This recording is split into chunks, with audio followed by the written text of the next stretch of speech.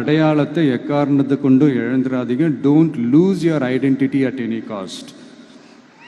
இது நான் ஏன் இவ்வளோ வலியுறுத்தி சொல்கிறேன்னா, இப்போ ரீசெண்ட் டைமில் நீங்கள் பார்த்தீங்கன்னா நம்ம தமிழ்நாட்டில் இந்த போதை பொருட்களுடைய இந்த பயன்பாடு அதெல்லாம் முக்கியமாக யங்ஸ்டர்ஸ் மத்தியில் ரொம்பவே அதிகமாயிருச்சு. ஒரு பெற்றோர் என்ற முறையில், ஒரு அரசியல் இயக்கத்துக்கு தலைவர் என்ற முறையில் எனக்குமே ரொம்ப அச்சமாக தான் இருக்குது. சொல்லலாம் இப்போ இந்த போதை பொருட்கள்லாம் இதெல்லாம் கண்ட்ரோல் பண்ணுறது அரசோட கடமை, இதெல்லாம் யங்ஸ்டர்ஸை இதிலேருந்து காப்பாற்றுறதெல்லாம் அரசுங்களோட கடமை. இப்போ ஆளும் அரசு அதெல்லாம் தவற விட்டுட்டாங்க அப்படின்றத பற்றிலாம் நான் இங்கே பேச வரல. அதுக்கான மேடையும் இது இல்லை. நான் என்ன சொல்ல வரேன்னா, சில நேரத்தில் அரசாங்கத்தை விட நம்ம லைஃப்பை நம்ம தான் பார்த்துக்கணும், நம்மளுடைய சேஃப்டியை நம்ம தான் பார்த்துக்கணும். ஸோ உங்களுடைய செல்ஃப் கண்ட்ரோல், உங்களுடைய செல்ஃப் டிசிப்ளின் அது மட்டுமே வளர்த்துக்கோங்க. Say no to temporary pleasures, say no to drugs.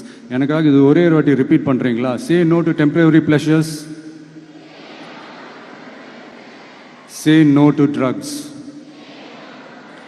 இன்னும் ஒரே ஒரு வாட்டி please. Say no to temporary pleasures,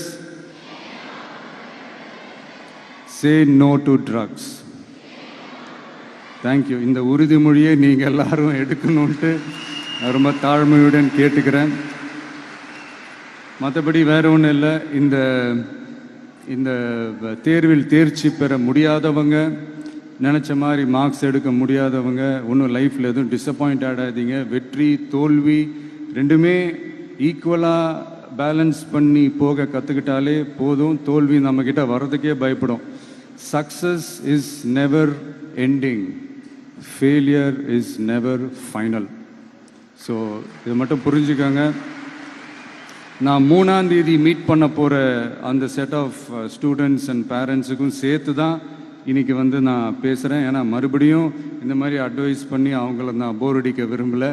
ஏன்னா ஜென்ரலாகவே தெரியும் அட்வைஸ் பண்ணவங்க எல்லாருக்கும் பிடிக்காதுன்னு. ஏன்னா நானும் அப்படி தான். அதனால் ஸோ அன்றைக்கி டைரெக்டாக நம்ம ஸ்டூடெண்ட்ஸை கௌரவிக்கிற அந்த நிகழ்ச்சிக்கு நம்ம போயிடலாம். So thank you. மீண்டும் சந்திக்கும் வரை நன்றி, வணக்கம்.